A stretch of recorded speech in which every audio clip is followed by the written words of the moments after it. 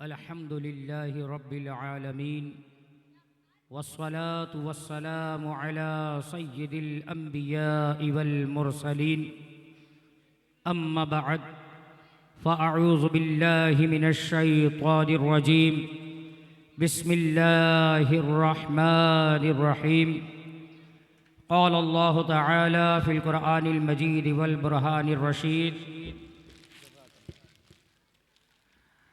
या अय्युहल्लज़ीना आमनुत्तक़ुल्लाह वकूनु मअस्सादिक़ीन सदक़ल्लाहुल अज़ीम व सदक़ रसूलुहुन नबियुल करीमुल अमीन इन्नल्लाह व मलाइकतहु युसल्लूना अलन नबी या अय्युहल्लज़ीना आमनु सल्लु अलैहि व सल्लिमू तस्लीमा अल्लाहु रब्बु मुहम्मदिन सल्लल्लाहु अलैहि वसल्लमा नहनु इबादु मुहम्मदिन सल्लल्लाहु अलैहि वसल्लमा सलातन व सलामन अलैका या सय्यदी या रसूल अल्लाह मौलाया सल्लि व सल्लिम दाइमन सरमदा अला हबीबिका खैरिल खल्क़ि कुल्लिहिम हुवल हबीबुल्लज़ी तुरजा शफ़ाअतुहु लिकुल्लि हौलिम मिनल अहवालि मुक़्तहिमी मुहम्मदुन सय्यिदुल कौनैनि वस्सक़लैनि वल फ़रीक़ैनि मिन उरबिन व मिन अजमी सुम्मा रिदा अन अबी बक्रिन व अन उमर व अन अलिय्यिन व अन उस्मान ज़िल करमी या रब्बि बिल मुस्तफ़ा बल्लिग़ मक़ासिदना वग़फ़िर लना मा मदा या वासिअल करमी मौलाया सल्लि व सल्लिम दाइमन सरमदा अला हबीबिका खैरिल खल्क़ि कुल्लिहिम बंदाए परवरदिगारम उम्मते अहमद नबी दोस्तदारम चार यार ताबा औलादे अली मज़हबे हनफियदारम मिल्लते हज़रत खलील खाक पाए गौसे आज़म ज़ेर साया हर वली। अल्लाह रब्बुल आलमीन जल्ल व अला की हम्दो सना और आक़िदो जहाँ सरवर कोनो मकां सय्यिद इंस व जां बाइस तख़लीक़ कोनो मकां सय्यिदुल मुरसलीन ख़ातमुन नबिय्यीन अहमद मुजतबा हज़रत मुहम्मद मुस्तफ़ा सल्लल्लाहु तआला अलैहि व आलिहि वसल्लम की बारगाह अक़दस व अनवर में दुरूद व सलाम का नज़राना पेश करने के बाद दिल की गहराइयों से मुबारकबाद पेश करता हूँ अहले खाना को कि जिन्होंने इतनी प्यारी और मुबारक महफिल को सजाया, और शुक्रगुजार हूँ हमारे ज़ैन रज़ा कादरी भाई का कि जिनकी दावत पर मुझे यहाँ आने की सआदत नसीब हुई। दुआ करता हूँ कि रब्बुल आलमीन हम तमाम का महफिल में आना अपनी बारगाह में कबूल फरमाए और इसकी बरकतें हमें दुनिया में भी, कब्र में भी और महशर के मैदान में भी अता फरमाए। मेरे दोस्त और बुजुर्गों, इंशाअल्लाह 11वीं शरीफ के हवाले से चंद बातें आपके सामने पेश करूंगा।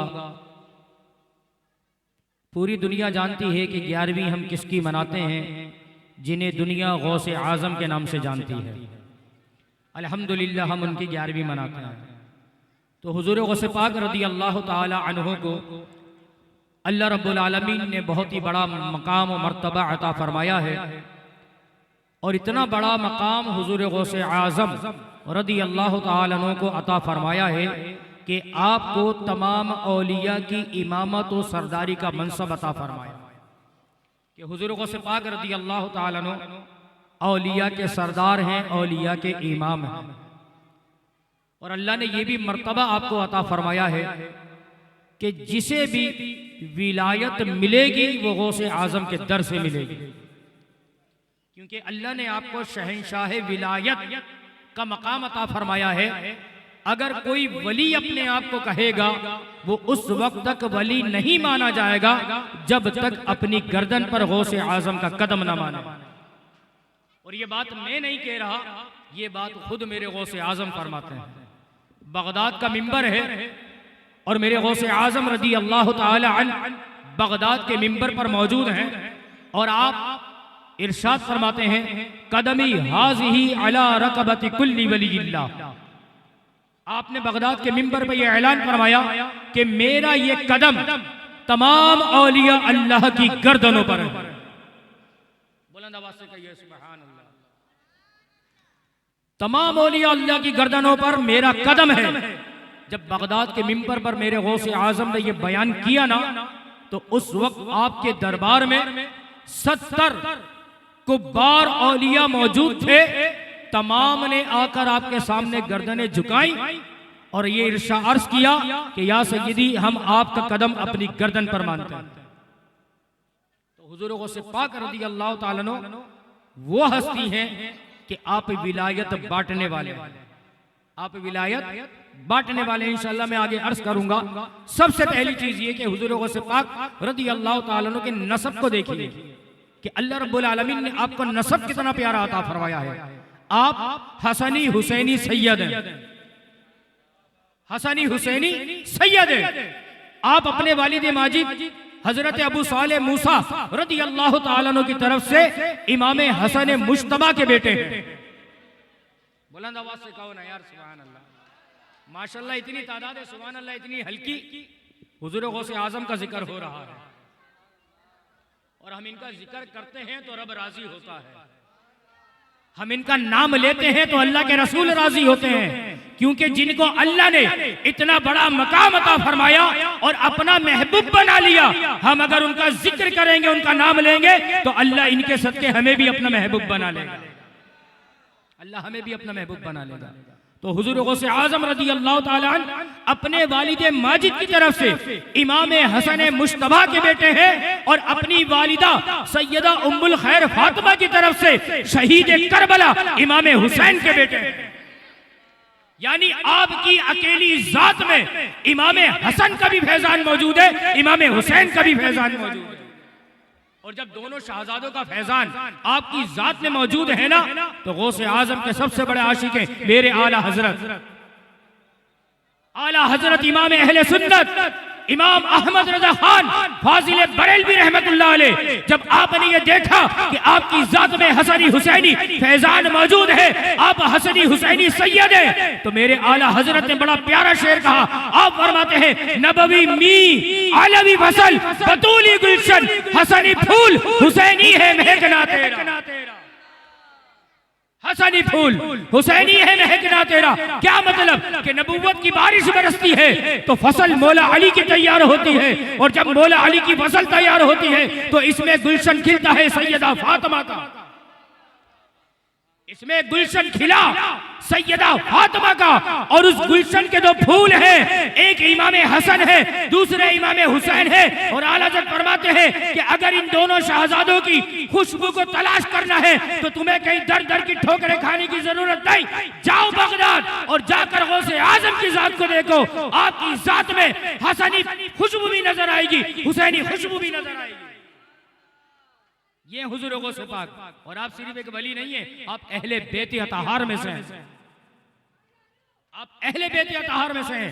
और आपके वालिद की तरफ से जो आपका सिलसिला जाता है ना इमाम हसन तक, 10 वास्तों से जाता है। कितने वास्तों से जाता है भाई?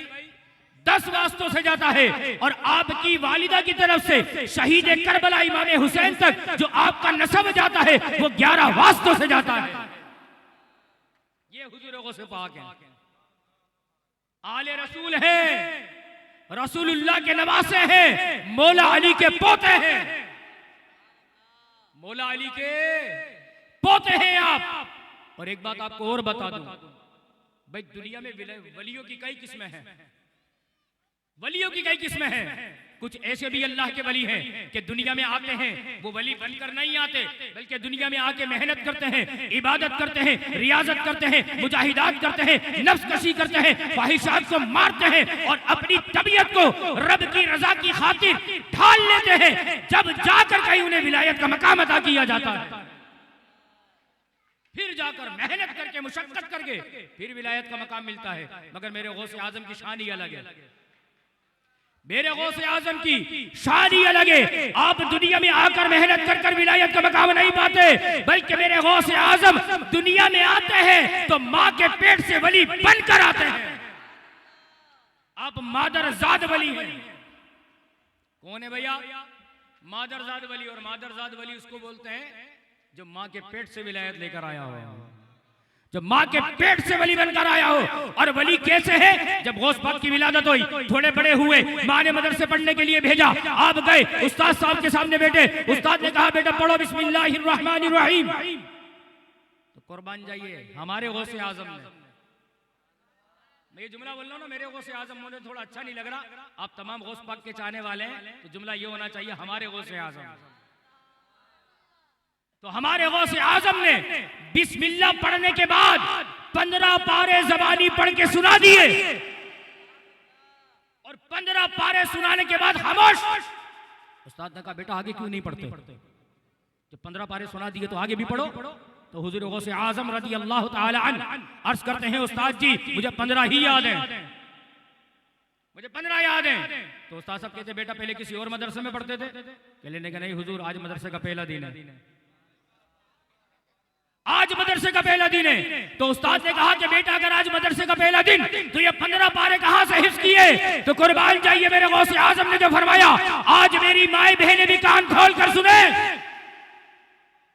आप फरमाते हैं कि उस्ताद जी बात दरअसल ये है कि अभी मैं दुनिया में नहीं आया था, माँ के पेट में था, मेरी माँ भी 15 पारों की हाफिजा थी, वो काम करते हुए कुरान की तिलावत किया करती थी, मैं माँ के पेट में सुन के याद कर लिया करता था। हाय हाय कुर्बान जाओ।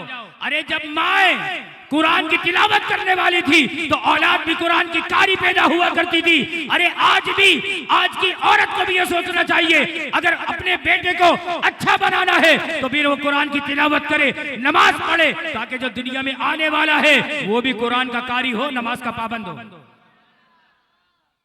हुजूर गौस पाक का पूरा घराना भी वलियों का घराना है। आपकी वालिदा माजिदा सैयदा उम्मुल खैर फातिमा अल्लाह की वलिया थी।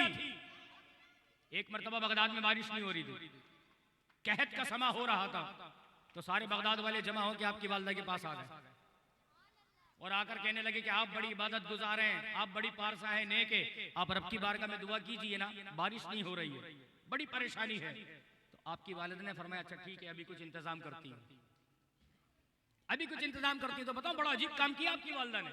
क्या किया? आपके सहन में झाड़ू थी, झाड़ू होते ना झाड़ू देने वाली, झाड़ू थी, आपने झाड़ू लेकर सहन की झाड़ू लगा दी पूरी, और सहन की झाड़ू लगा के अल्लाह की बारगाह में दुआ करती है मौला झाड़ू मैंने लगा दी, पानी तू बरसा दे,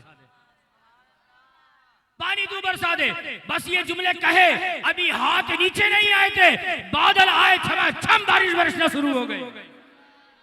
अरे जिनके वालिदैन विलायत के मकाम पर हो तो फिर बेटे भी तो गौसे आजम जैसे पैदा होते हैं। और मेरे गौसे आजम फिर वालिदा से इजाजत लेके गए इल्म दीन सीखने के लिए। आपने जाके इल्म दीन सीखा, इल्म दीन सीखने के बाद आप बगदाद के जंगलों में निकल गए, नफ्स कशी के लिए, ख्वाहिशात को मारने के लिए, मुजाहिदात के लिए निकल गए। और मेरे गौसे आजम खुद फरमाते हैं कि जब मैं बगदाद के जंगलों में था खाने को कुछ नहीं होता था, भूख सताती थी, तो मैं दरख्त के पत्ते खा के गुजारे किया करता था। अब बताओ गौसे आजम दरख्त के पत्ते खा के गुजारा कर रहे हैं, आज हम गौस पाक का नाम लें और उनकी 11वीं खाएं और नमाज तक ना पढ़े,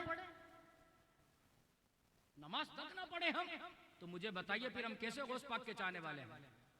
हुजूर गौस पाक ने पूरी जिंदगी एक नमाज नहीं छोड़ी, हम किस तरह नमाज को छोड़ दें, हम किस तरह नमाज से पीछे हट जाएं। तो हुजूर गौसे आजम रज़ी अल्लाह ताला अन्हु ने इल्म हासिल किया, मगर आप तकरीर नहीं किया करते थे मेरे दोस्त, हुजूर गौसे पाक बयान नहीं करते थे। एक मरतबा बगदाद में बैठे हुए थे मस्जिद के अंदर, अचानक क्या देखते आगे से अल्लाह के रसूल तशरीफ ला रहे हैं, साथ में मौला अली भी हैं, साहिबे बहजतुल असरार अल्लामा सैयद शतनोपी रहमतुल्लाह अलैह ने ये पूरा वाक़या नकल किया। हुजूर गौसे पाक ने जैसे हुजूर को देखा, मौला अली को देखा, अदब के लिए खड़े हो गए, सलाम पेश किया। तो मेरे आका अलैहि सलाम ने फरमाया बेटा अब्दुल कादिर बयान क्यों नहीं करते, तुम वाज किया करो, अल्लाह की मखलूक को फायदा होगा। तो हुजूर गौसे पाक अर्ज करते नाना जान मैं किस तरह बयान करूं, मैं तो अजमी हूं और मेरी जबान में फसाहत और बलागत तो नहीं है, और यहाँ पे तो ये बगदाद पूरा इल्म का मरकज है, बड़े बड़े मुहद्दिसीन मौजूद हैं, मैं किस तरह बयान करूं। तो कुर्बान जाइए अल्लाह के रसूल अलैहिस्सलातु वस्सलाम ने फरमाया बेटा अब्दुल कादिर घबराते क्यों हो, मुंह खोलो। मेरे गौसे आजम ने मुंह खोला तो अल्लाह के रसूल ने 7 मरतबा अपना लुआबे दहन थूक मुबारक मेरे गौसे आजम के दहन में डाला। और फरमाया बेटा अब्दुल कादिर पी जाओ। आप पी गए। फिर मौला अली आए, मौला अली ने भी वही जुमले कहे, आपने भी वही जुमले कहे, तो मौला अली ने भी फरमाया बेटा अब्दुल कादिर मुंह खोलो। मेरे गौसे आजम ने मुंह खोला तो मौला अली ने 6 मरतबा लुगाबे दहान अता की। फरमाया बेटा पी जाओ। आप पी तो गए, मगर अर्ज करते हैं दादा जान एक बात तो बताते जाइए।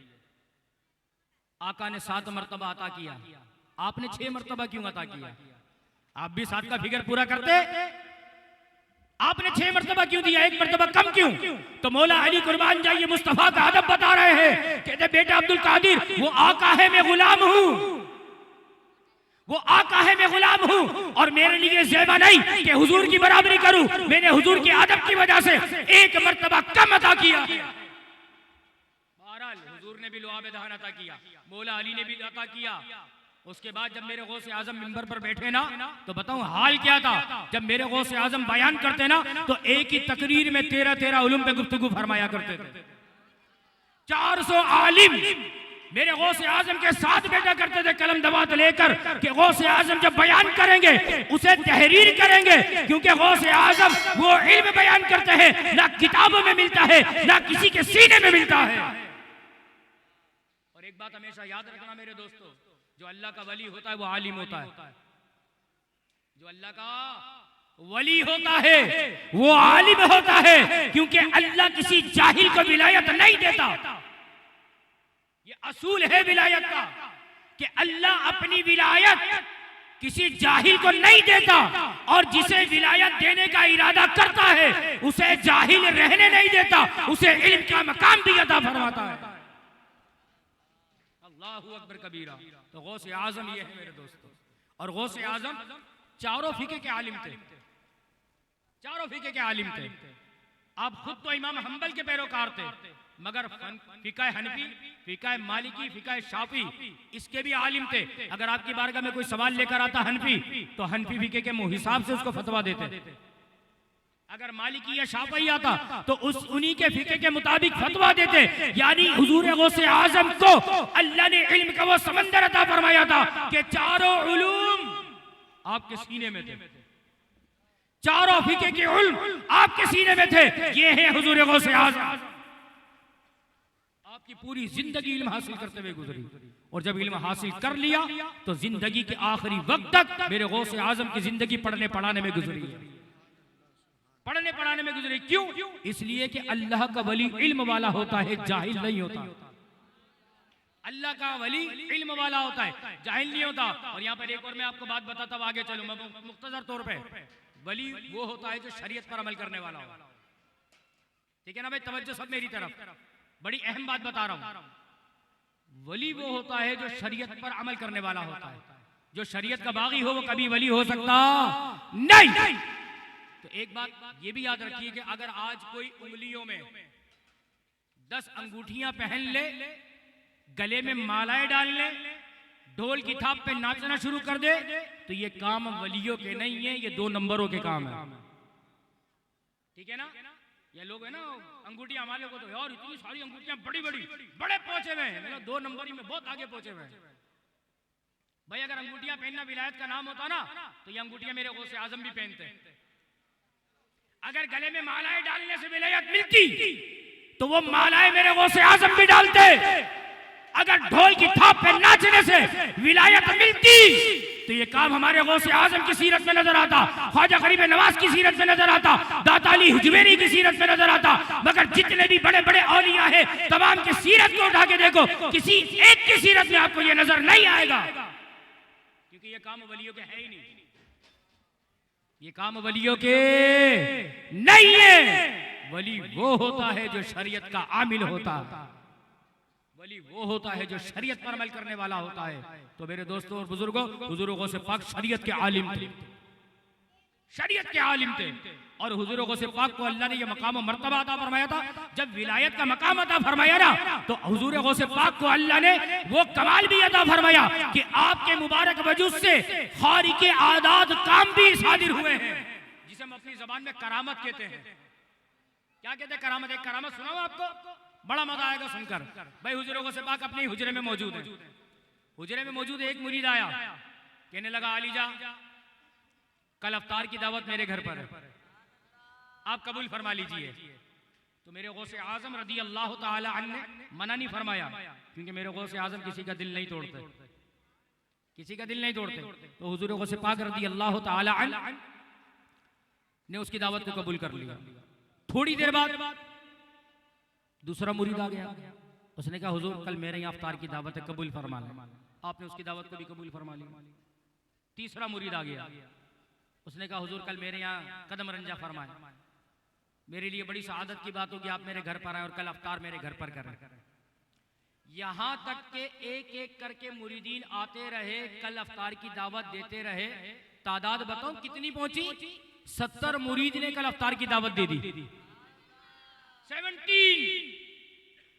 70 मुरीद आकर दावत दी कल की, और वक्त भी एक। भाई अफ्तार का वक्त तो एक ही होता है ना। चलो भाई ठीक है, ईशा के बाद चले जाओ, ठीक है, किसी के पहले चले जाओ, बाद में चले जाओ, देर से जाओ, मगर अफ्तार तो एक ही वक्त होता है ना भाई। अफ्तार का वक्त तो चेंज नहीं है ना। अब 70 मुरीद आए, कल के अफ्तार की दावत देके चले गए। कुर्बान जाइए मेरे आका हुजूर गौसे पाक पर कि 70 की दावत को कबूल भी फरमा लिया, 70 की दावत को कबूल फरमा लिया। अब जो खादिम खास हुजूर गौसे पाक के साथ होता था, वो बड़ा परेशान कि यार 70 मुरीद हैं, जात एक है, 70 घर है, जात एक है, जाएंगे कहां कहां। बहरहाल खामोश, बोलने की जरूरत नहीं, क्योंकि दावत कबूल भी तो गौसे आजम ने की है, हिम्मत नहीं है बोलने की। बहरहाल कल का वक्त आया, अफ्तार का वक्त आया, गुजर गया, दूसरा दिन आ गया। जब दूसरा दिन आया ना, तो मुरीदीन आपस में मिले हुजूर गौस पाक के हुजरे के बाहर। जब मिले ना, तो एक मुरीद कहने लगा यार कल तो मेरी किस्मत जाग उठी, कल यार पीर साहब मेरे घर तशरीफ लेकर आ गए।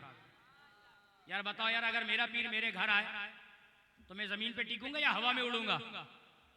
है ना भाई। अगर मेरा पीर हुजूर किबला सैयदी व सनदी आफ्ताब कादरियत महताब रज़वियत किबला शेख तरीक़त अमीर अहले सुन्नत हजरत अल्लामा मौलाना मोहम्मद इलियास अत्तार कादरी रज़वी ज़ियाई मद्दिसिल्लाहुल आली अगर मेरे घर आ जाए, मेरी तो किस्मतों की मेराज हो जाए ना कि मेरा पीर मेरे घर पर आया है।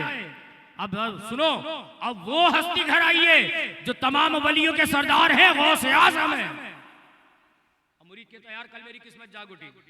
क्या हुआ? यार कल गौस पाक मेरे घर पर आया, मेरे घर अफ्तार किया। अब दूसरे ने सुना ना, ये क्या बात करता है, तू गलत कह रहा है, कल गौस पाक तो मेरे घर पर थे, गौस पाक तो मेरे घर पे थे। वो कहता नहीं मेरे घर पर, मेरे घर पर। इतने में तीसरा आ गया, वो कहने लगा भाई क्या बात है? अब दोनों कह रहे यार मैं कल मेरे पास गौस पाक आए, अफ्तार किया। ये कहता नहीं मेरे घर पर आए, वो कहता है तुम दोनों गलत बोलते हो, मेरे घर पर आए, तुम दोनों गलत बोल लो, मेरे घर पर आए। इतने में मुरीद आते गए, बात बढ़ती गई, हर कोई आकर कह रहा है मेरे घर मेरे घर मेरे घर। अब 70 के 70 आ गए। अब 70 के 70 में बहस हो रही है। वो कहता नहीं तू गलत कहता है, मेरे घर पर आए, तू गलत कहता है, मेरे घर पर आए। और बात इस हद तक पहुंच गई कि 70 के 70 अल्लाह की कसम उठाने के लिए तैयार। क्या हम अल्लाह की कसम उठाकर कहते हैं कि गौसे आजम हमारे घर आए? है बोलो ना यार सुभान अल्लाह। जब शोर बढ़ा ना, तो अंदर से खादी में खास बाहर आया। चुगल बड़ा परेशान था ना यार, दावत 70 की कबूल कर ली, जात एक है। अब राज खुलने वाला है, और राज भी मेरे गौसे आजम खोलेंगे। अब वो आया ना मुरीद खास, उसने देखा भाई क्या बात है, क्यों शोर कर रहे हो? तो एक ने सबकी नुमाइंदगी करते वो बोला भाई यहाँ पे 70 के 70 खड़े और सब ये दावा कर रहे कल गौस पाक हमारे घर पर आए, अफ्तार हमारे घर की, खाना तनावुल हमारे घर किया, ये 70 के 70 का दावा है। तो जो खास मुरीद था ना, वो भी एक अलग ही बात कर रहा है, बोला भाई तुम 70 ही गलत हो, तुम 70 गलत हो। अरे कल गौसे आजम हुजरे से कहीं गए नहीं, अफ्तार भी मेरे साथ किया है, खाना भी मेरे साथ खाया है, खाना भी मेरे साथ खाया है। अल्लाहु अकबर, अल्लाहु अकबर। जरा गौर करो कि 70 अल्लाह की कसम उठा रहे हैं और मुरीद गौसे आजम के तरबियत गौसे आजम फरमा रहे हैं। तो आपका कोई भी मुरीद झूठ बोल सकता नहीं। अब वो कह रहा है अलग बात, कह रहा खादिम खास, अबे कहीं गए नहीं, हुजरे में थे। अब 70 के 70 हैरत के समंदर में गोतासन। कि यार मैं भी सच बोल रहा हूं, दूसरा बोलता मैं भी सच कह रहा हूं। अब खादी में खास ने आके बात बिल्कुल ही पलट दी कि गौस पाक तो कहीं गए नहीं, हुजरे में मेरे साथ थे, अवतार भी मेरे साथ किया, खाना भी मेरे साथ खाया। जब बात ज्यादा बड़ी ना तो लोग कहने लगे भाई फिर गौस पाक की बारगाह में चलो, मामला वही हल करेंगे। गौस पाक की बारगाह में चलो, मामला वही हल करेंगे। अल्लाहू अकबर कबीरा। जब पहुंचे ना 70 मुरीदीन हुजूर गौस पाक की बारगाह में, अल्लाहू अकबर अल्लाहू अकबर। हुजूर गौस पाक की बारगाह में अर्ज किया, हुजूर ये मुअम्मा समझ में नहीं आ रहा। ये 70 के 70 कसम खा कर कहते हैं कि आप हमारे घर आए थे और मैं भी देखता हूं कि कल आप मेरे साथ ही थे। ये मामला सुलझाइए, क्या मामला है? तो कुर्बान जाइए मेरे गौसे आजम फरमाते हैं, अरे ये 70 भी सच कहते हैं, तुम भी सच कहते हो। अब और ज्यादा हैरत में आ गए, हुजूर ये क्या? आप एक ही वक्त में 70 की यहाँ गए, इधर भी मौजूद। तो कुर्बान जाइए मेरे गौसे आजम ने जो दलील दी ना, वाकई में वो दिमाग के दरीचे खोल दे, वो दिमाग के दरीचे खोल दे। मेरे गौसे आजम ने फरमाया, सुनो, अल्लाह के रसूल को अल्लाह ने मेराज अता फरमाई। हुजूर को मेराज हुई। हुजूर किस पे मौजूद थे? बुर्राक पे। सबकी तवज्जो मेरी तरफ, मसला समझाना चाह रहा हूं, क्योंकि हम कोई गोशा खाली छोड़ते नहीं है। हम आला हजरत के मानने वाले हैं, बात पूरी करके जाते हैं ताकि बाद में कोई ये ना बोले मौलाना क्या बोल के चले गए। हम ऐसी बात बोलते हैं अगले को बोलने के काबिल ना छोड़ो। तो हुजूर गौसे पाक फरमाते हैं कि अल्लाह के रसूल मेराज पर गए, जिस सवारी पर बैठे हुए थे वो थी बुर्राक। बर्क कहते हैं बिजली को, और बुर्राक बिजलियों का मजमुआ। भैया जो हमारी बिजली है ना, किसी को पता है इसकी 1 सेकंड में कितनी रफ्तार है? नहीं पता? मैं बताता हूं आपको। ये जो हमारी बिजली है ना, 1 सेकंड के अंदर 1,86,000 मील का सफर तय करती है। 1 सेकंड में 1,86,000 मील का सफर तय करती है। और वो बुर्राक के बिजलियों का मजमुआ। तो बताओ फिर उसकी रफ्तार कितनी होगी यार? किताबों में मौजूद है बुर्राक की रफ्तार का यह आलम था, जहां उसकी निगाह की हद होती थी वहां कदम होता था, इतनी रफ्तार। तो मेरे आका बुर्राक पे बैठ के मस्जिद अक्सा जा रहे हैं, रास्ते में मूसा अलैहि सलाम की कब्र आई। तो मेरे आका ने क्या फरमाया? मररतु बिकब्रि मूसा व हुवा काइमुन युसल्ली फी कब्रिही। आप फरमाते मैंने मूसा अलैहि सलाम की कब्र देखी और क्या देखता हूं कि मूसा अलैहि सलाम कब्र में खड़े होकर नमाज पढ़ रहे हैं। अरे जो कब्र के अंदर का देख ले। आज लोग बोलते नबी को दीवार के पीछे की खबर नहीं मिला, तुम्हारा नबी होगा, तुमने अपने हिसाब से बनाया है। हम तो उस नबी को मानते जो आज गुंबद खजरा के नीचे आराम फरमा रहे हैं। तो अल्लाह के रसूल क्या फरमाते, मैंने क्या देखा? मूसा अलैहि सलाम कब्र में खड़े होकर नमाज पढ़ रहे हैं। अब मेरे आका चले गए। बुर्राक की रफ्तार कितनी है मैंने आपको बता दिया। अब मेरे आका मस्जिद अक्सा पहुंचे, कुर्बान जाइए। अभी मूसा अलैहि सलाम कब्र में नमाज पढ़ रहे थे, आने वाहिद में मेरे आका वहां पहुंच गए और वहां जाकर क्या देखते हैं कि मूसा पहले से मस्जिद अक्सा में हुजूर का इस्तेमाल करने के लिए मौजूद है। अभी कब्र में देख कर आए, मूसा यहाँ भी मौजूद है। जलसा हुआ, नमाज हुई, सब कुछ हो गया। मेरे आका आसमानों पर गए। अभी आसमानों पर गए, चौथे आसमान पे पहुंचे ना, मूसा अलैहि सलाम पहले से चौथे आसमान पे भी मौजूद। अब मुझे बताओ, अल्लाह ने एक मूसा बनाए 3? बोलो यार, सबकी आवाज आए। एक, मगर एक मूसा 3 मकाम पे नजर आ रहे हैं। एक मूसा 3 मकाम पे नजर आ रहे हैं। और मेरे आका ने फरमाया, सुनो, मेरी उम्मत के उलेमा बनी इस्राइल के अंबिया के वारिस होंगे।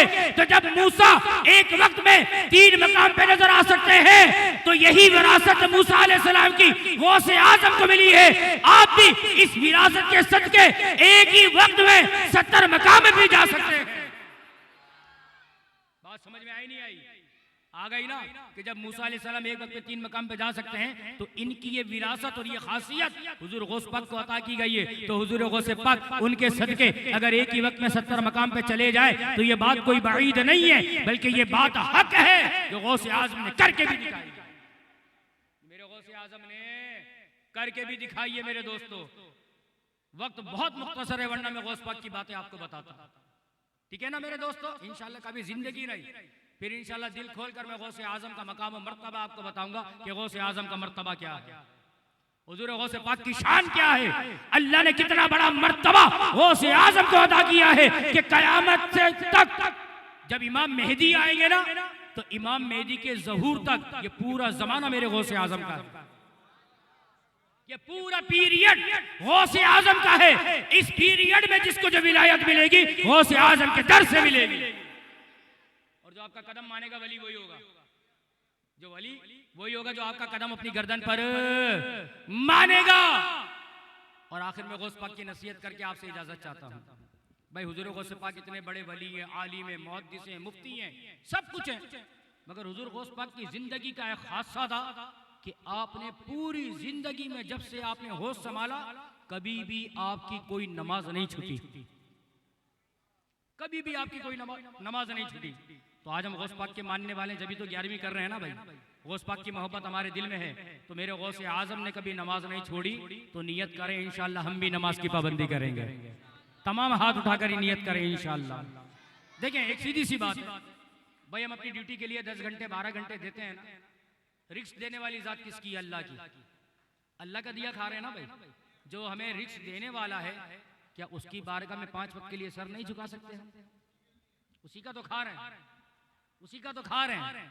मगर अफसोस ये होता है कि हम 10 घंटे ड्यूटी देने के लिए तैयार हैं, मगर अफसोस जो रब ने हम पर नमाज फर्ज की है हम वो नमाज पढ़ने के लिए तैयार नहीं हैं।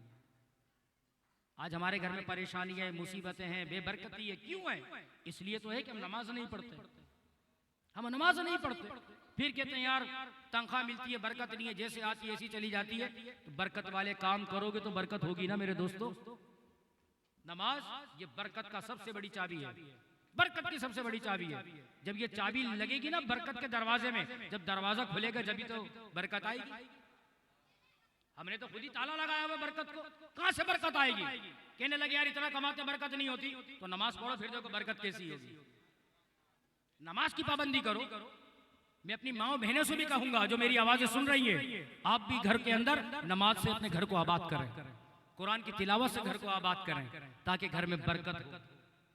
महंगाई बड़े उरूज पर है, ठीक है, जो कुछ भी अल्लाह आशिक रसूल हमें हुक्मरान अता फरमाए कि जो रियासत मदीना की असल तस्वीर हमारे सामने पेश करे, ऐसे हुक्मरान हमें अता फरमाए। सिर्फ दावे करने वाले नहीं, काम करने वाले, काम करने वाले मेरे दोस्तों। तो ये बरकत की सबसे बड़ी कुंजी क्या है? वो नमाज है। हम नमाज नहीं पढ़ते मेरे दोस्तों। वक्त ज्यादा ना हो जाए, सिर्फ बाबा फरीद की एक बात मैं आपको बता दूं। आपकी जो वालदा थी ना, उनकी ख्वाहिश थी कि मेरा बेटा नमाजी बने। बाबा फरीद का असल नाम था मसूद। आपकी ख्वाहिश थी मेरा बेटा नमाजी बने। तो बताऊं आपने क्या तरकीब बनाई अपने बेटे को नमाजी बनाने के लिए? आज की माई भी कान खोल कर सुने। आपको पता था मेरे बेटे को शक्कर बड़ी पसंद है, शक्कर चीनी को कहते हैं ना, शक्कर बड़ी पसंद है। और बाबा फरीद बड़े शौक से शक्कर खाया करते थे, इतनी पसंद थी। और आज आपका नाम भी है बाबा फरीद, मसूद गंज शक्कर, ये आपका लक़ब भी है। तो आपको शक्कर बड़ी पसंद थी। अब वालिदा ने क्या तरकीब बनाई, कहा कि बेटा मसूद तुम नमाज पढ़ा करो। तो आप बच्चे थे, आपने पूछा अच्छा मैं नमाज पढ़ूंगा तो क्या मिलेगा? नमाज पढ़ूंगा तो क्या मिलेगा? बच्चे होते ना, चाहिए करूंगा तो क्या मिलेगा? बच्चे करते ना ऐसे। तो आपने भी कह दिया अम्मी नमाज पढ़ूंगा तो क्या मिलेगा? तो अम्मी ने कहा बेटा तुम नमाज पढ़ोगे ना शक्कर मिलेगी, शक्कर मिलेगी। जब सुनो ना शक्कर मिलेगी, बड़े मरगूब थी आपको शक्कर। तो आपने बोला ठीक है अम्मी। नमाज का वक्त आया, फौरन गए वुजू करने के लिए। वो वुजू करने के लिए गए, माँ ने क्या तरकीब की, शक्कर की एक पुड़िया बना के मुसल्ले के नीचे रख दी, मुसल्ले के नीचे रख दी। बाबा फरीद आए, नमाज के लिए खड़े हो गए। जब नमाज के लिए खड़े हो गए, नमाज फारिग हुई ना, तो कहते हैं अम्मी जान कहाँ है शक्कर? तो अम्मी ने कहा बेटा मुसल्ला हटाओ। मुसल्ला उठाया तो नीचे शक्कर की पुड़िया। अब बाबा फरीद ने खाई तो खुश हो गए। अब इंतजार करने लगे दूसरी नमाज का वक्त कब आता है, फिर शक्कर मिलेगी। दूसरी नमाज के लिए आ गए, माँ ने पहले से मुसल्ले के नीचे पुड़िया बना के रख दी। अब जब भी नमाज का वक्त आता, माँ पहले से मुसल्ला बिछाती, शक्कर की पुड़िया रख देती। बाबा फरीद नमाज पूरी करके मुसल्ला हटाते, शक्कर मिल जाती, खुश हो जाते। लेकिन एक दिन ऐसा हुआ कि माँ किसी काम से बाहर गई या सौदा सल्फ लेने कुछ गई, आने में देर हो गई। इधर नमाज का वक्त आ गया, बाबा फरीद आए, वुजू किया, मुसल्ला बिछा दिया, मगर माँ घर में नहीं है। इंतजाम तो पहले माँ करती थी ना, मगर जब घर में माँ आई, बड़ी तेज माँ आ रही है, कि कहीं ऐसा ना हो कि मैं लेट हो जाऊं और फरीद वुजू करके मुसल्ले पे खड़ा हो जाए। मगर जब आए दरवाजा खोला ना तो बाबा फरीद मुसल्ले पे नियत बांध के खड़े में बाबा फरीद। अब देखा ना तो माँ का दिल हिल गया कि रोजाना तो मैं पुड़िया बना के रखती थी, अगर आज पुड़िया नहीं मिली तो मेरे बेटे का दिल टूट जाएगा। ऐसा ना हो कि ये नमाज से दूर हो जाए। रोते हुए रब की बारगाह में हाथ उठा दिए कि मौला अपनी बंदी की लाज रख, रोजाना मैं रखती थी, अगर आज इसे शक्कर ना मिली तो इसका दिल टूट जाएगा। मौला अपनी बंदी की लाज रख ले। जब ये दिल से सदा निकली ना, हाय हाय कुर्बान जाइए। जैसे बाबा फरीद ने सलाम फेरा, माँ बड़ी टिकटिकी बांध कर देख रही है कि आज होता क्या है। जैसे ही मुसल्ला उठाया, रब्बे काबा की कसम, माँ का दिल देख के खुश हो गया। रोजाना मैं रखती थी, आज मेरे रब ने शक्कर रख दी है।